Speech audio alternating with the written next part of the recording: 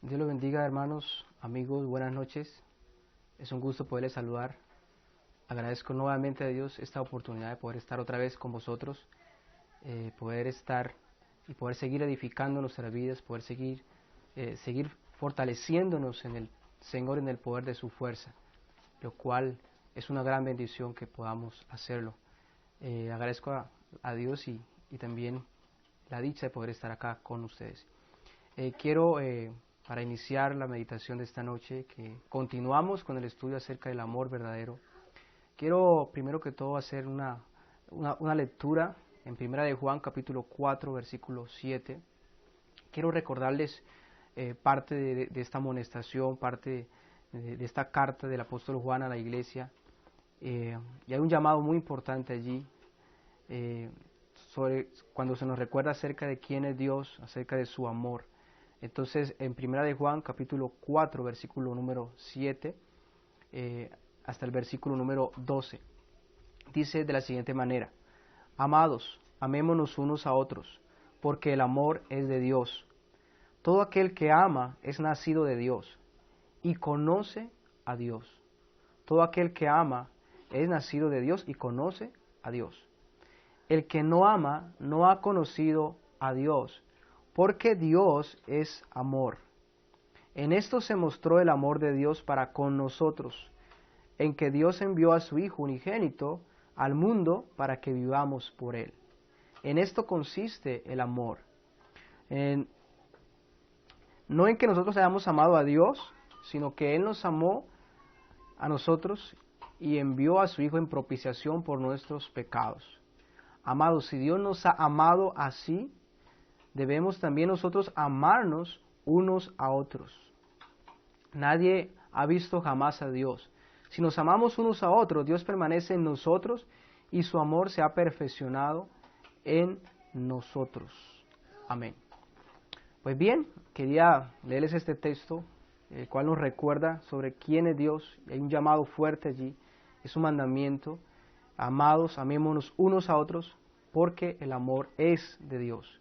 Todo aquel que ama ha nacido de Dios y conoce a Dios. Así que si hemos creído en Dios y que le conocemos o le amamos a Él, pues amaremos también a los demás.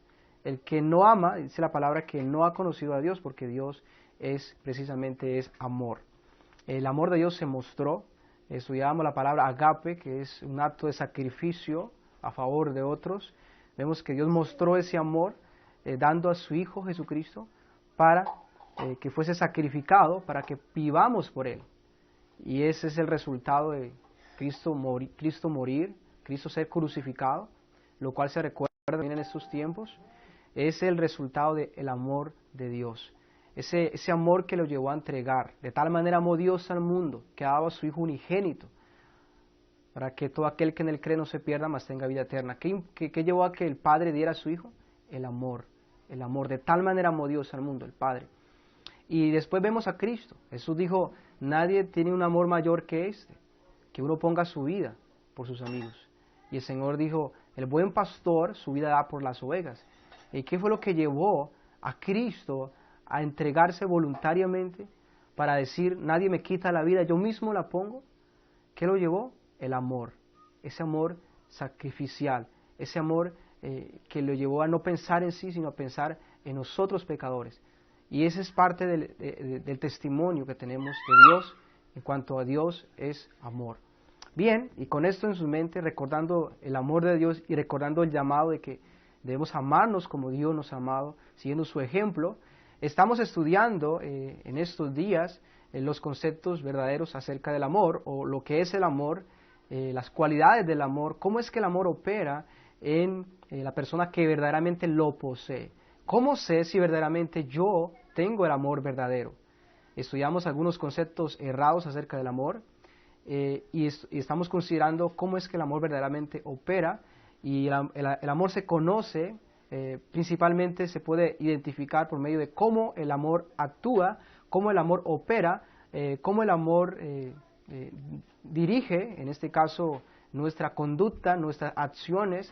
Estudiamos uno de los primeros puntos y de las cualidades del amor ahí en 1 Corintios 13, Quiero que estén ahí en 1 Corintios 13 porque vamos a estar considerando esta parte allí de 1 Corintios capítulo 13 donde estamos haciendo el estudio acerca del amor verdadero.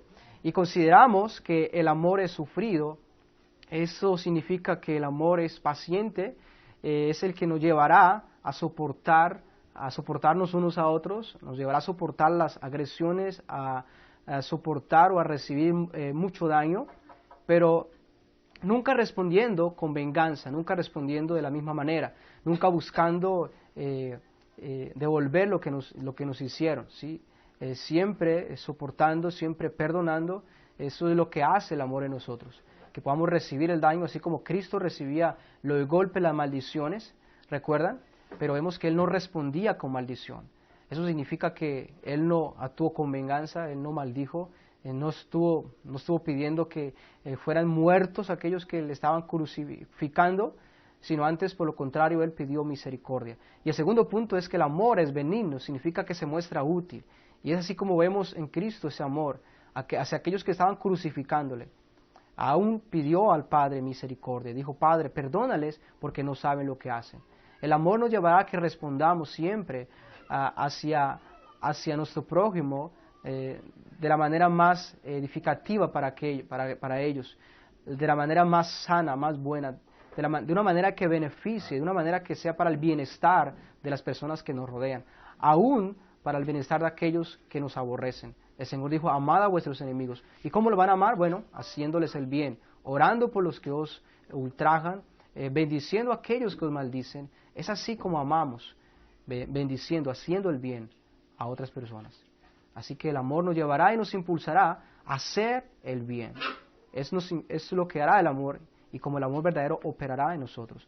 Es el amor que ha llevado a que Dios siempre actúe haciendo el bien, mostrando gracia, mostrando esa misericordia. Y el tercer punto que estuvimos estudiando es que el amor no tiene envidia, no codicia, no desea lo que otros tienen, ni mucho menos, en este caso, desea el mal, o que lo que otros tienen lo dejen de tener. Siempre se va a interesar, o siempre nos va a llevar a interesarnos por el bienestar de las demás personas, por el bienestar de otros, porque los que están alegres en cuanto al bien, pues nos gozamos también con ellos. Aquellos que están en tristeza también nos entristecemos con ellos. Siempre deseamos el bienestar. No estamos pensando solamente en nosotros, sino en otras personas, en que otros también se estén beneficiando, en que otras personas también estén recibiendo el bien. Entonces esa es parte de lo que consideramos en la enseñanza pasada, la primera parte acerca del amor verdadero. Pues bien, continuamos con el estudio en esta noche. Y ahora vamos a hablar sobre el amor, el cuarto punto, y es: el amor no es jactancioso. Y quiero, antes de hablar sobre esa palabra jactancioso, quiero hablarles un poco como introducción a este punto. Y es que normalmente nosotros amamos ser exaltados, a ser exaltados por las demás personas. Amamos que se nos reconozca, que somos los mejores, que somos los más sabios, que nos digan que somos los superiores a todas las demás personas. Y llegamos al punto en que nosotros mismos nos ayudamos a que otras personas nos exalten. Y una de las maneras como nos ayudamos es hablando nosotros de nosotros mismos, usando nuestra boca para hablar de nuestras habilidades, hablar de lo que somos, ¿verdad? Y eso es parte de lo que normalmente nos agrada y parte de lo que normalmente hacemos. Normalmente yo sé que todos conocemos personas, aún nosotros mismos pasamos por esos momentos donde hablamos tanto de nosotros y buscamos que haya una exaltación. Pero ¿cómo es que el amor verdadero opera? Nos impulsará a hablar de nosotros, a buscar que seamos exaltados, a usar nuestra boca para hablar de nosotros. Bueno, y es parte de lo que es el punto número 4, el amor no es jactancioso. Bien, ¿qué es jactancioso? Y quiero colocarles algunas definiciones de lo que es esa palabra en el griego. Dice la definición, normalmente significa una bolsa de aire, normalmente es referente a todo aquello que sale de nuestras bocas. Les quiero colocar otra definición acá que estudiaba. La jactancia se describe la persona, en este caso, que le gusta hablar o le gusta alabarse a sí misma, le gusta hablar de lo que es ante otras personas, le gusta demostrar o le gusta aparentar, usando principalmente en este caso sus palabras para hablar sobre lo que esa persona es. Y es algo que necesitamos considerar que no es bueno claramente. ¿Por qué? Porque el punto anterior, que es la envidia, es desear lo que otros tienen y al mismo tiempo desear que lo que otras personas tienen no lo tengan. Pero vea lo que hace la jactancia. La jactancia es hablar de mí mismo, de lo que soy, pueda que haya algunas cosas que sean verdaderas, pero usar mi boca para hablar de mí mismo con el propósito de demostrarle a otras personas que somos superiores a ellos, que tenemos más cosas que en este caso ellos no tienen, y el propósito es de alguna manera herir y de alguna manera en este caso traerles o hacerles provocar en ellos una envidia hacia cada uno de nosotros. Es decir, la envidia nos lleva a que deseemos nosotros lo que otros tienen y no estemos de acuerdo con lo que otros tienen por causa de que nosotros no lo tenemos, pero la jactancia nos va a llevar a que nosotros hablemos de nosotros con el propósito de que otros terminen envidiándonos, terminen deseando tener lo que nosotros tenemos. Y eso es una provocación. La jactancia siempre va a provocar.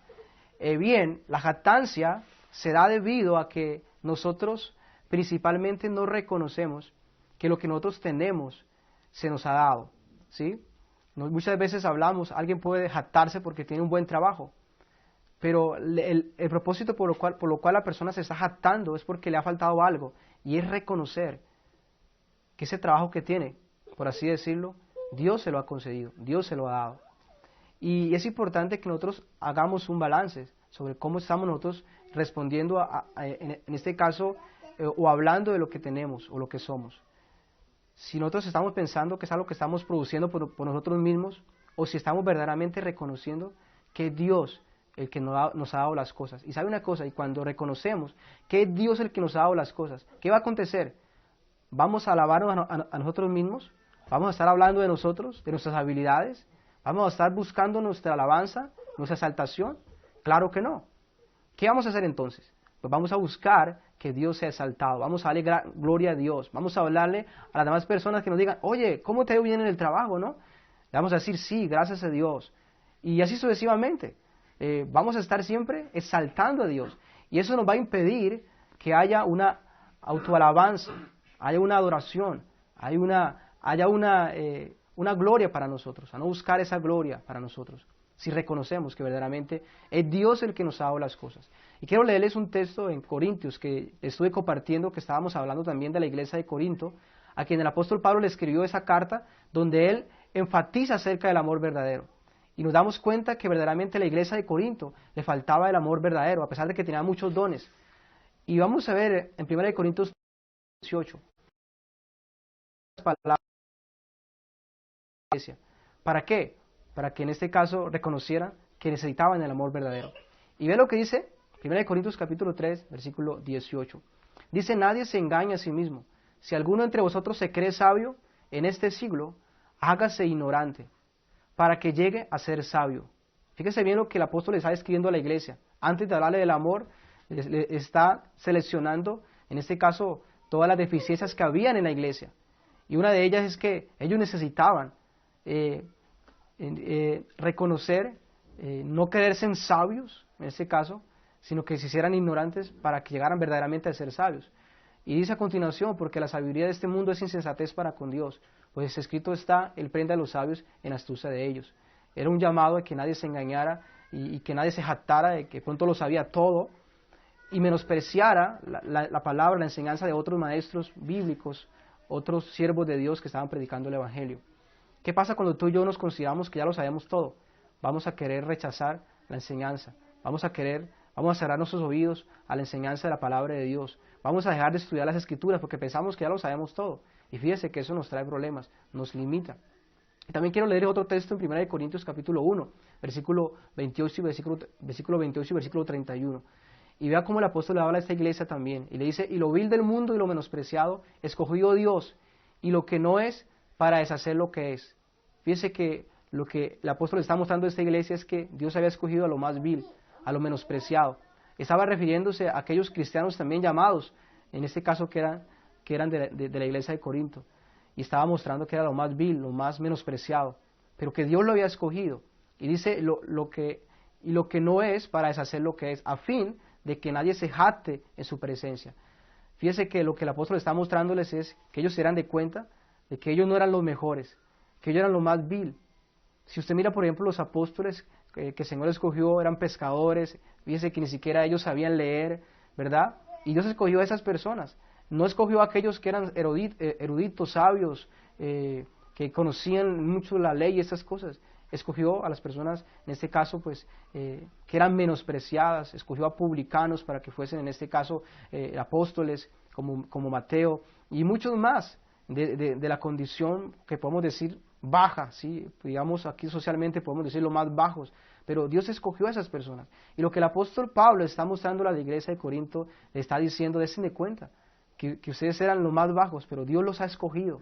Por lo tanto, no se jacten. Lo que tienen hoy, o sea, denle gloria y alabanza a Dios, porque es de Dios, es Dios el que ha hecho estas cosas en ustedes. Así que nadie se jacte, nadie se alabe a sí mismo, sino adoren y exalten a Dios. Dice la palabra a continuación, mas por Él estáis vosotros en Cristo Jesús, el cual nos ha sido hecho por Dios sabiduría y justificación. O sea, ellos estaban en Cristo por causa de la obra de Dios, por causa del mismo Cristo, el mismo Salvador.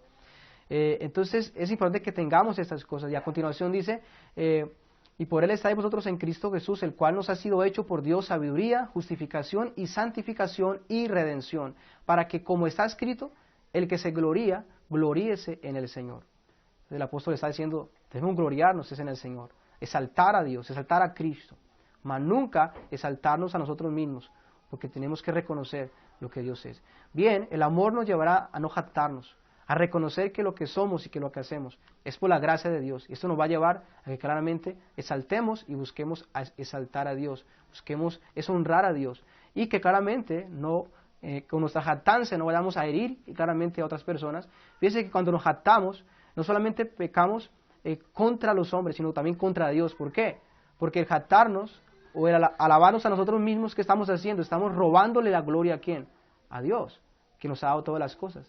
Y al mismo tiempo estamos hiriendo a las personas que no tienen de pronto lo que nosotros tenemos. Hay un proverbio capítulo 27, Proverbios capítulo 27, y ve lo que dice: alábate el alábate el extraño y no tu propia boca, el ajeno y no los labios tuyos. Eso es parte de lo que nos enseña este proverbio. Y es que no es correcto que nosotros nos alabemos a nosotros mismos. Está bien que otra persona quiera hablar de lo que Dios nos ha dado, pero no nosotros de lo que somos. Porque eso es jactancia, y entre ellos es altivez, entre ellos es orgullo. Esa era parte de lo que había en la iglesia de Corinto.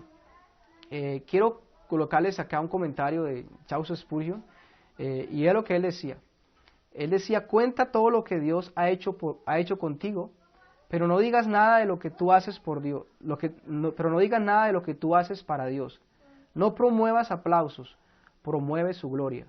Se lo repito otra vez, cuenta todo lo que Dios ha hecho contigo, pero no digas nada de lo que tú haces para Dios.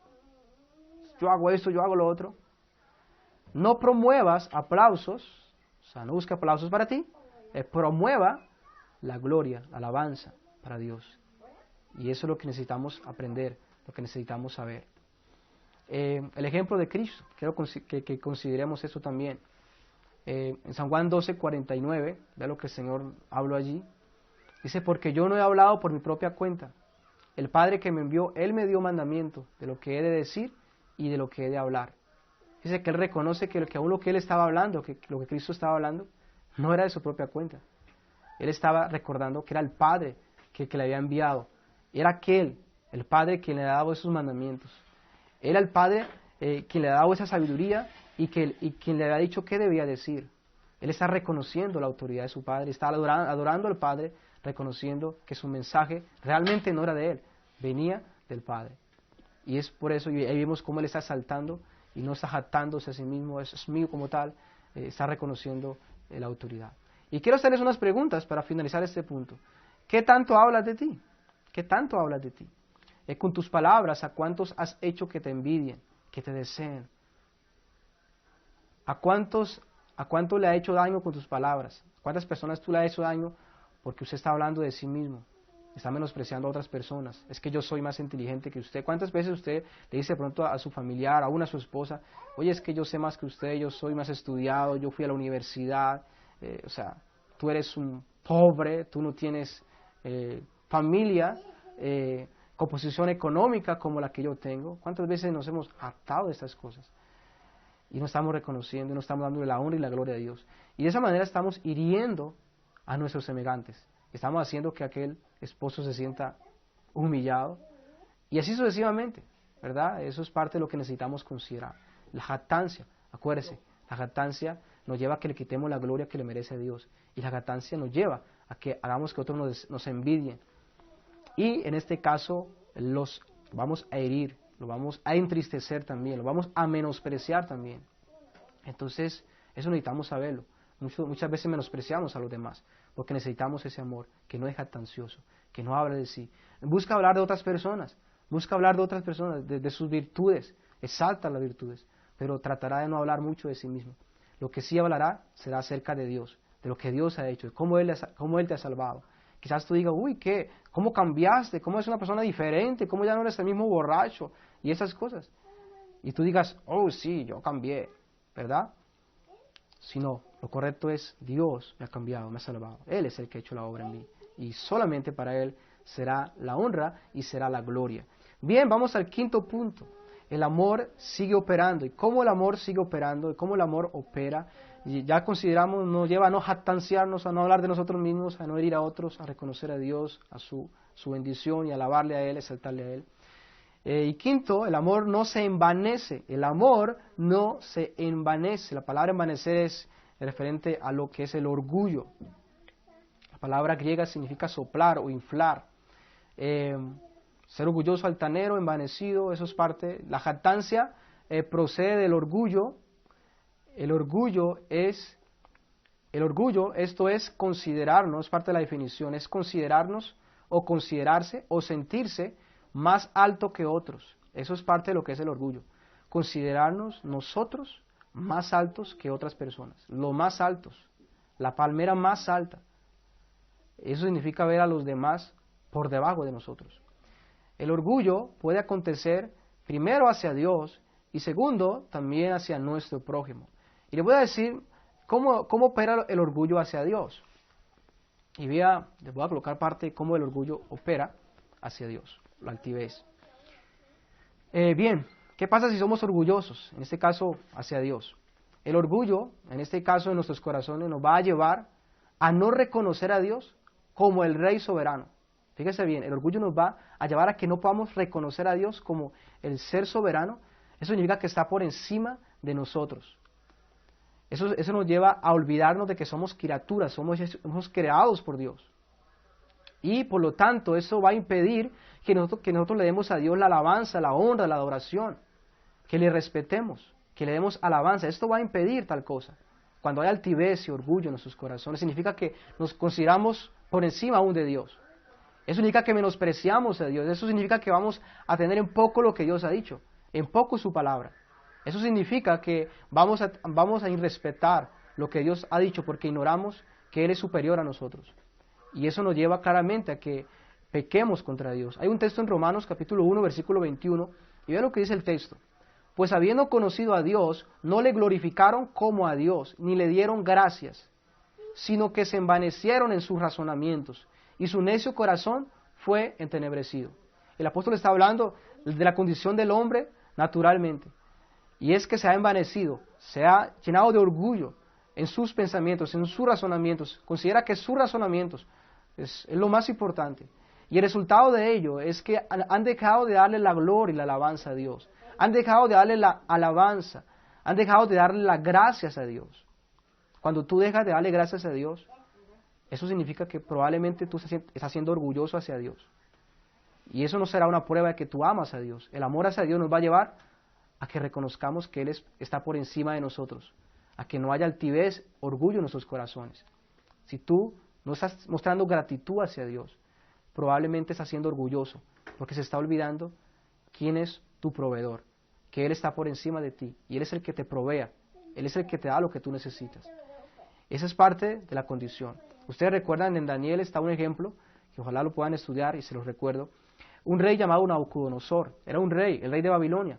Claramente él ignoraba al único Dios eterno, al Dios trino, lo ignoraba. Y él se alababa a sí mismo y pensaba que todo el poder que él tenía, todas las riquezas y todo el dominio sobre prácticamente la tierra, toda la tierra, él pensaba que por su fuerza realmente no reconocía que era Dios el que le daba los dominios. Aún Dios mismo había entregado a Jerusalén, al pueblo de Israel en sus manos, castigándoles claramente por su pecado. Y él estaba alabándose a sí mismo. ¿Y sabe qué aconteció? El orgullo lo llevó a ignorar a Dios. Y fíjese que lo que vino fue la humillación. Dios le humilló. Fue un hombre que no reconoció a Dios, que era altivo, se consideraba por encima de Dios, negaba una existencia de Dios. Y vemos cómo Dios trató con él, cómo Dios tuvo que llevarle a la humillación, hasta el punto que él reconoció y dijo: ahora yo, Nabucodonosor, alabo y engrandezco al Dios de los cielos, porque no hay otro como él. Y pudo verdaderamente reconocer que había alguien que estaba por encima de él. Y eso le llevó a que él finalmente le diera la alabanza, la adoración al verdadero Dios. Reconociera que él era una criatura por Dios, era una criatura hecha por Dios, y que todo lo que tenía era porque Dios se lo había dado. Pero él fue altivo, y eso lo llevó a que él pecara contra Dios, a que ignorara a Dios, a que no le diera alabanza y gloria a Dios. El orgullo normalmente ha estado en nuestros corazones, pero Dios, en su poder y con su amor y con su espíritu, produce tal cosa, elimina ese orgullo de nosotros y nos lleva a que principalmente reconozcamos la autoridad de Dios. Pero el orgullo no solamente es contra Dios, el orgullo también puede estar en nosotros, principalmente también hacia nuestro prójimo también.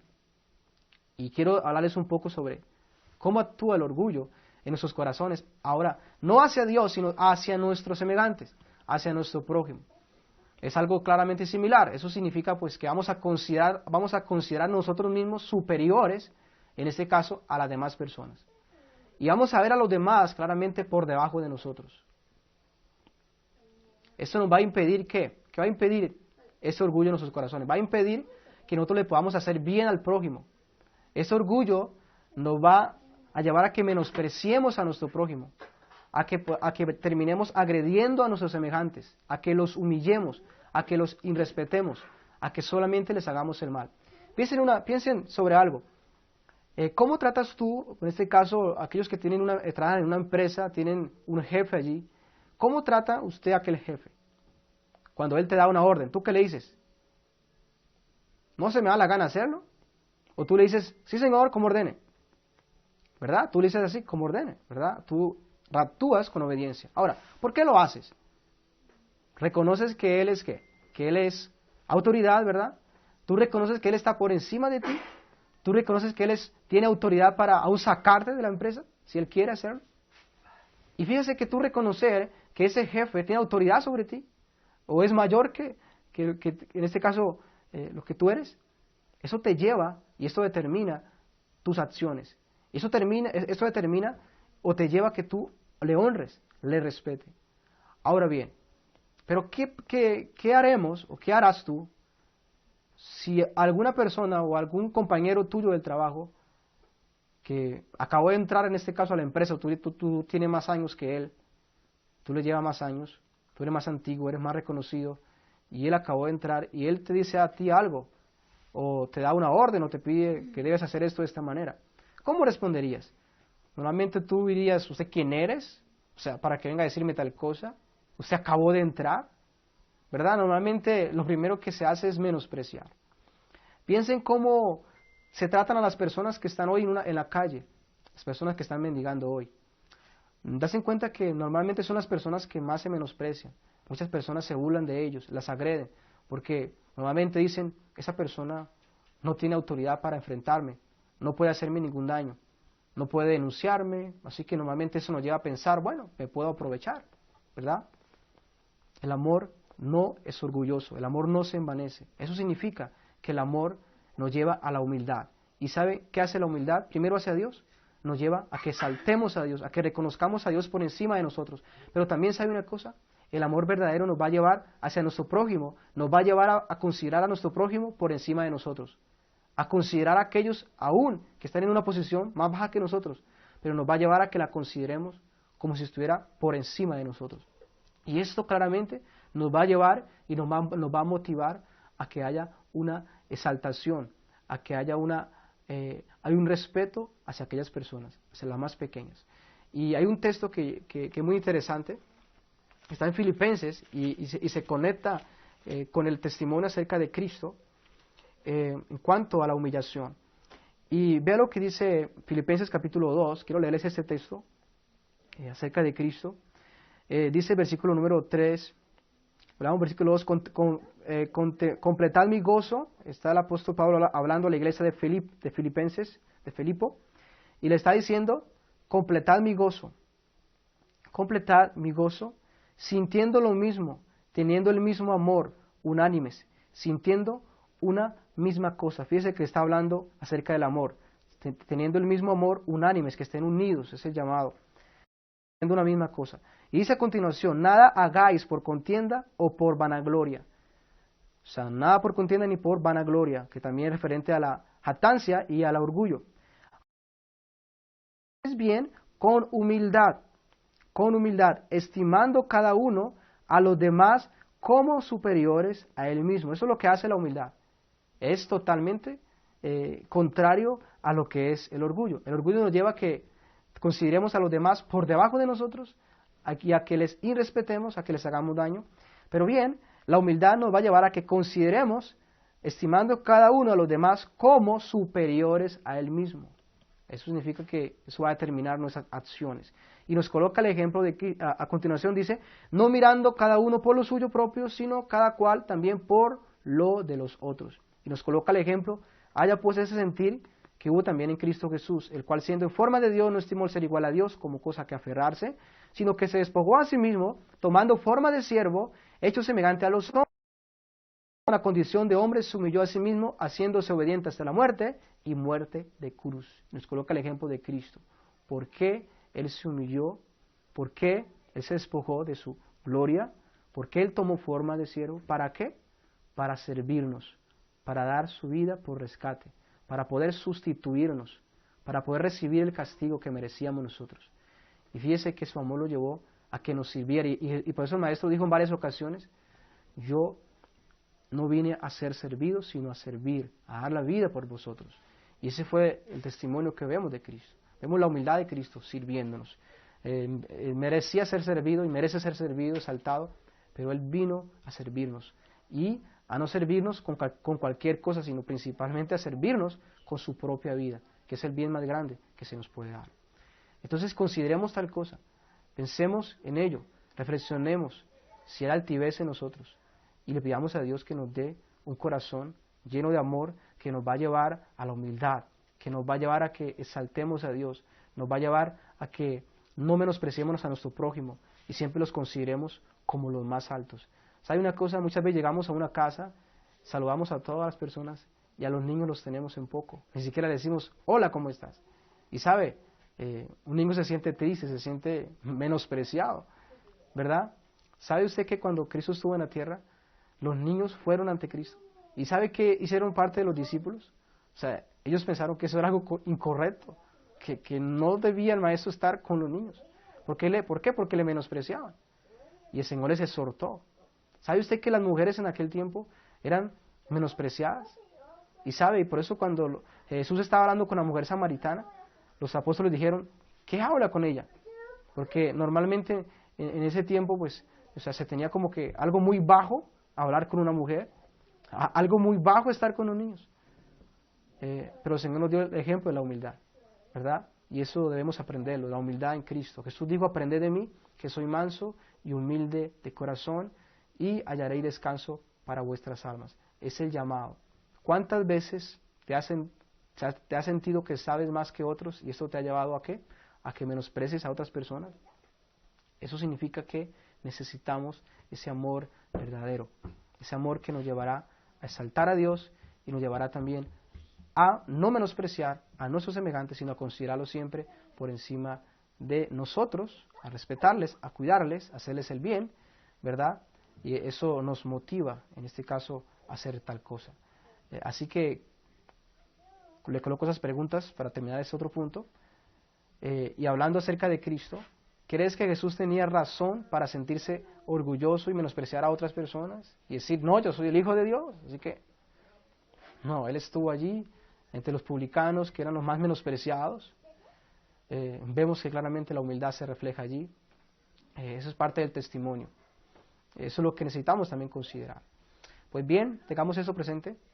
Acuérdense, el orgullo nos lleva a ignorar a Dios, nos lleva a ignorar su palabra, a menospreciarle, y nos llevará también a menospreciar a nuestros semejantes, y por lo tanto esto va a impedir que verdaderamente podamos hacerle el bien.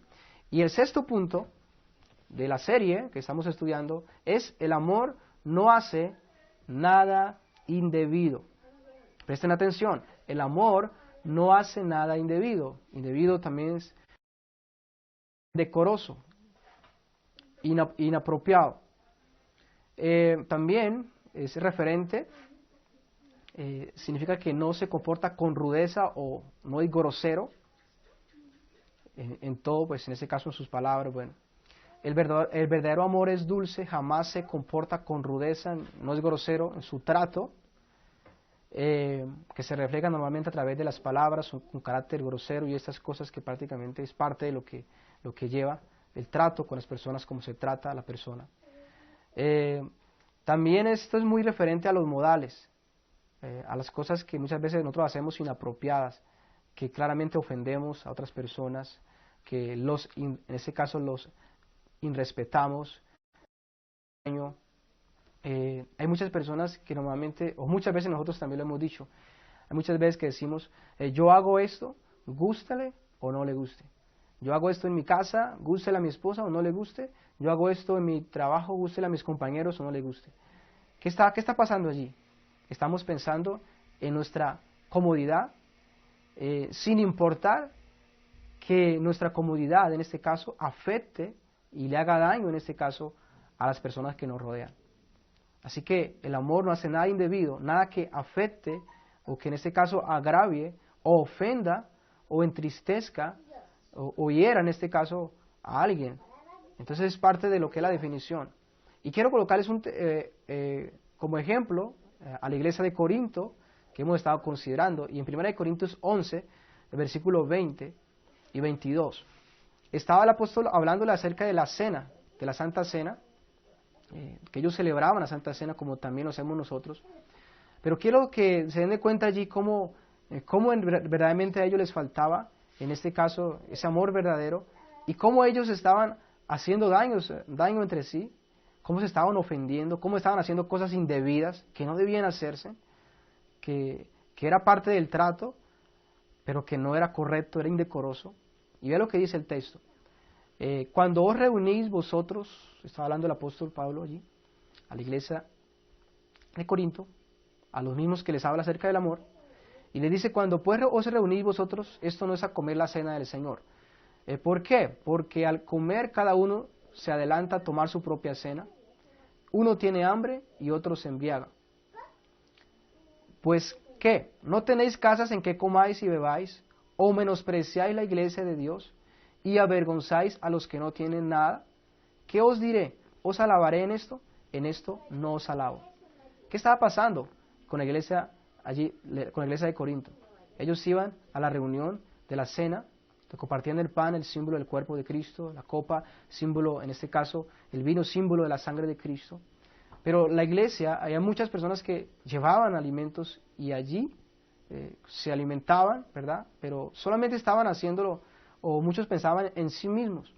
¿Y qué pasaba? El apóstol resalta que habían personas que tenían hambre, pero otros estaban saciándose. Habían personas que tenían hambre, pero otros estaban saciándose, estaban embriagándose, estaban comiendo y tomando en exceso. Cuando habían personas allí en la misma congregación que estaban con hambre. ¿Y esto qué traía? Pues menosprecio a la iglesia de Dios. Estaban menospreciando a otros hermanos. Y al mismo tiempo estaban avergonzando a los que no tenían nada. Estaban avergonzándoles. Y por eso el apóstol dice, yo no les alabo esto. Eso está mal lo que está pasando. Lo que ustedes están haciendo es algo indebido. Eso no es correcto. Es como si tú sabes que hay alguien allí en la calle que está con hambre, que lleva muchos días sin comer, y tú decides comprarte, bueno, una hamburguesa bien rica, y tú vas y te acercas allí a aquella persona y sabes que tiene hambre y tú te acercas al lado de esa persona y empiezas a comer delante de esa persona. Y empiezas a decir, oh, qué rica la hamburguesa. Dígame, ¿qué está sintiendo esta persona que está a tu lado? ¿Crees que no se está sintiendo ofendida? ¿Crees que eso no es una ofensa? Es como si diera una bofeteada en este caso. Claramente, y eso sería algo indebido, o sea, es incorrecto. O sea, deberías comer en otro lugar, que no fuera allí. O, en este caso, compartir, que es lo que normalmente nos lleva a hacer el amor, a compartir con aquella persona que no tenía nada. En la iglesia de Corinto le faltaba el amor, por tanto, en este caso, eso les impedía que ellos compartieran con los demás necesitados y solamente pues pensaran en ellos, y al hacerlo, menospreciaban a los demás y hacían que los demás se avergonzaran. Otra ilustración, otro ejemplo. Tú sabes que hay una persona que carece de medios económicos, pero tú recibes tu sueldo y no buscas otro lugar para contar tu dinero, sino delante de la persona que está sin ningún peso. Y empiezas a contar 100, 200, 300, 400, 500. Dígame, ¿qué está sintiendo aquella persona que está a tu lado? ¿Verdad? O sea, eso es una ofensa también. Entonces, aún con cosas así pequeñas, estamos defraudando y estamos haciéndole un daño, aún físico, emocional, en este caso, a las personas que están allí, aún por medio de esos actos. O sea, no está mal contar el sueldo, ¿verdad? No está mal. No está mal almorzar, no está mal. Pero si lo hacemos en un lugar, que en este caso vamos a provocar a otras personas, vamos a estar hiriéndolas.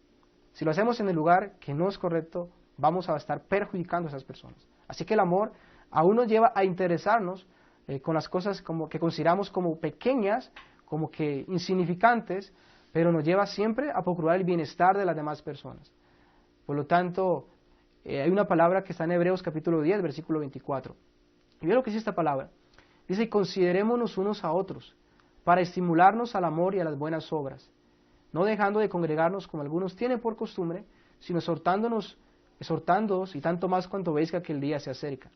El Señor nos llama a que nos consideremos unos a otros. ¿Qué significa considerarnos? Pues que estemos observándonos unos a otros. Cuando nos observamos unos a otros, ¿qué pasa? Vamos a poder ver las necesidades de la persona, tanto espirituales como aún materiales, económicas, ¿verdad?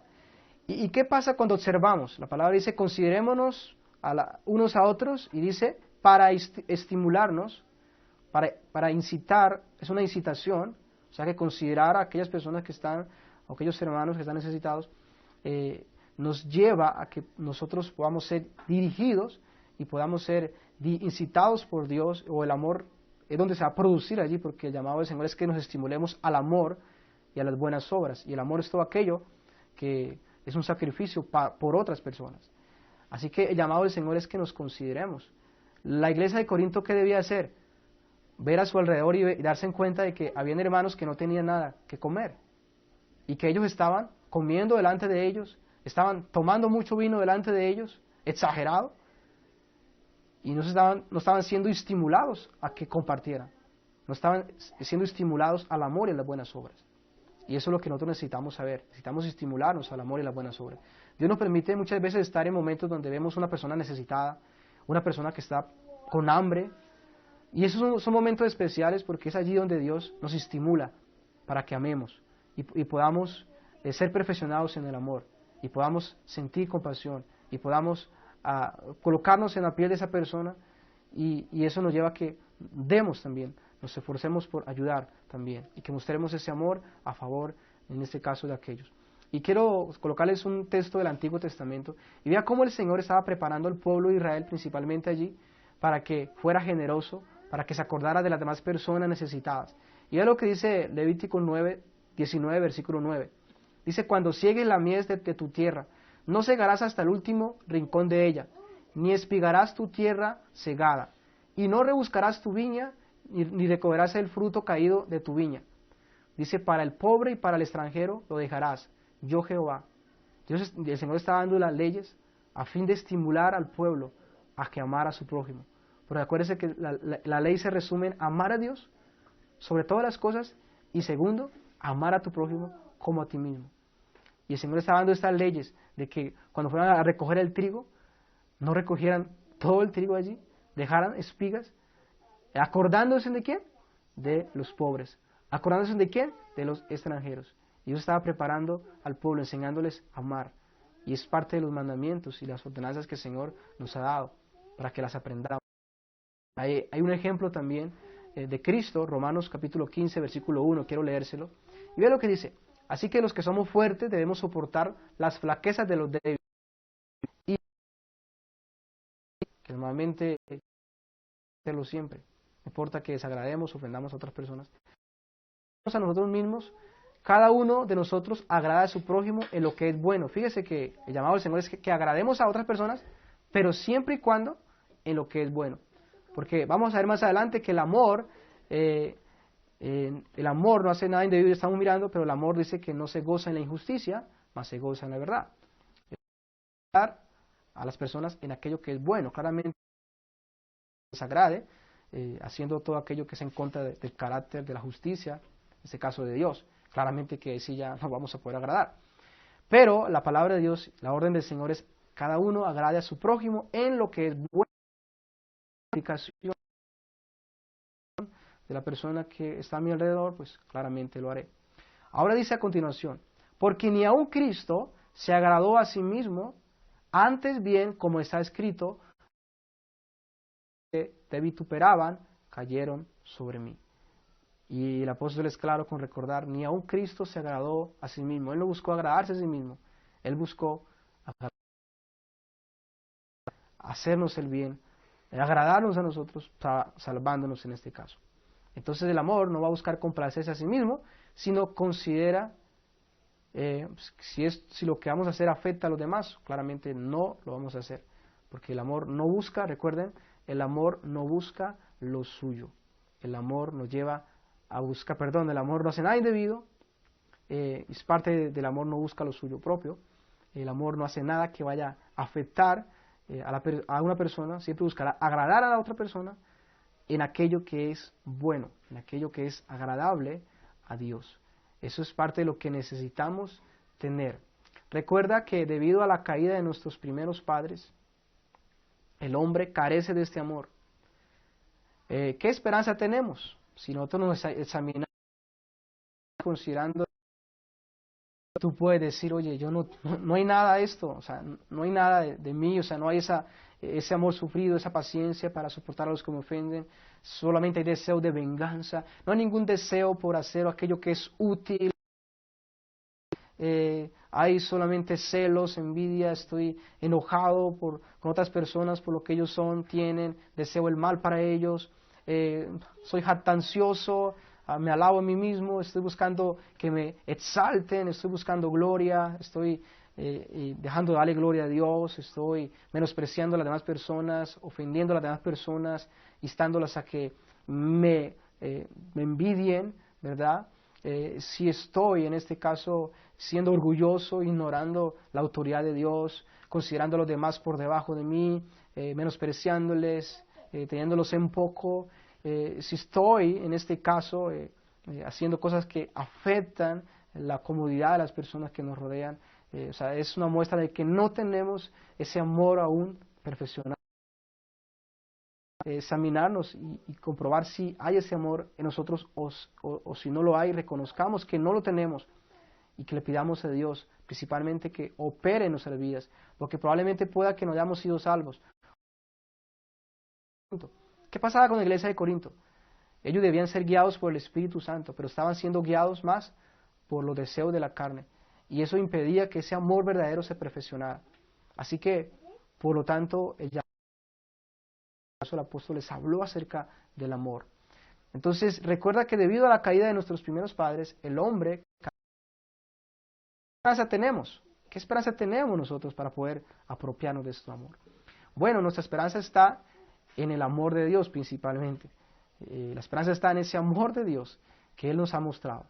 En la cruz, en el Evangelio, en la buena noticia acerca de que hay un Salvador que es Cristo, el cual, por la fe en Él, nos perdona, nos salva, nos da el Espíritu Santo, encargado de regenerar, encargado de el encargado de producir ese amor verdadero en nuestros corazones a fin de que podamos amar, podamos exaltar a Dios y a fin de que podamos amar a nuestros semejantes, a fin de que podamos honrar y cumplir la ley que es el amor a Dios y el amor a nuestros semejantes. Así que examinémonos de acuerdo a los puntos que hemos estado considerando y pidámosle a Dios que nos dé ese amor y que nos permita, que perfeccione ese amor en cada uno de nosotros, para que podamos exaltar a Dios, amar a Dios y también amar. Es importante, recuerden, si todos nos amáramos con ese amor verdadero, el mundo necesita amor. En tu hogar, tú necesitas amor. Lo necesitamos. Si tu familia ande bien con Dios, tu relación con tu prójimo será mejor. Necesitas verdadero y debemos pedírselo al Señor. Así que Dios les bendiga. Mañana otra transmisión a las 7 de la noche. Espero juntarnos nuevamente. Así que les invito a que nos conectemos también. Ya miraré si continuamos con el estudio, porque son 15 perfecciones o 5 cualidades del amor verdadero. Así que aún tenemos trabajo, aún tenemos más por estudiar. Pero qué bueno, porque a la medida que vamos estudiando, vamos aprendiendo más cómo el amor verdadero opera en la vida de la persona que lo posee. Y es una bendición muy grande que podamos ser estimulados por el Señor y ser perfeccionados en el amor. Vamos a orar para terminar. Padre, te damos gracias una vez más en el nombre de Cristo Jesús por el amor que nos ha mostrado a nosotros. No conoceríamos el amor, Señor Dios mío, si no conociéramos lo que tú has hecho, cómo tú lo has mostrado, cómo tú nos has mostrado tu amor por medio de todas las cosas que tú has hecho, por medio de cómo sostiene nuestra vida, principalmente por medio de darnos a tu Hijo Jesucristo, para que por medio de su muerte, de su vida, de su muerte y de su resurrección, podamos tener un libertador y podamos tener un salvador. Señor, no pudiéramos conocer ese amor si tú no nos hubiese amado primero.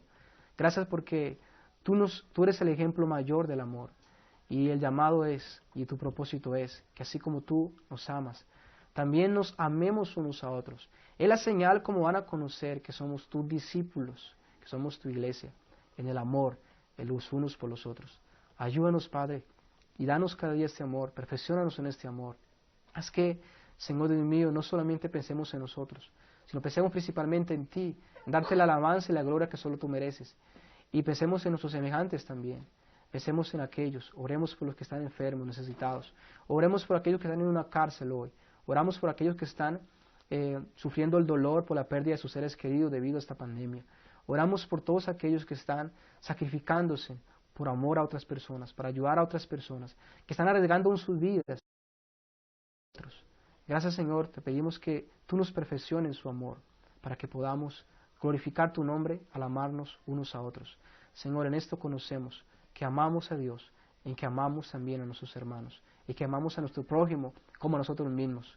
No importa si es nuestro enemigo, no importa, tú nos llamas a amarlo, tú nos ordenas a que les amemos.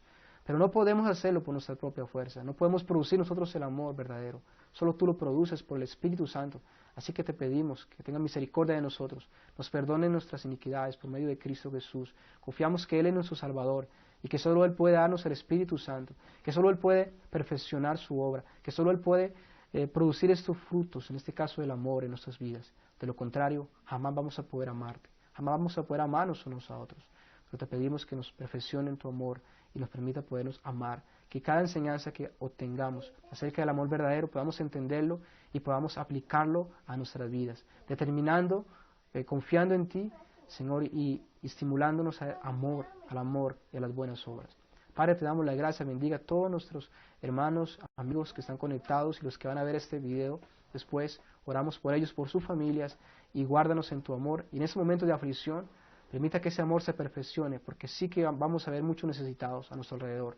Y oramos para que tú nos permitas no solamente pensar en nosotros, sino en otros también, Padre. Te lo pedimos en nombre de Cristo Jesús. Amén. Que Dios les bendiga, muchas bendiciones, que tengan una buena noche. Dios les guarde y nos dé cada día de su amor, nos perfeccione en su amor. Bendiciones. Buenas noches.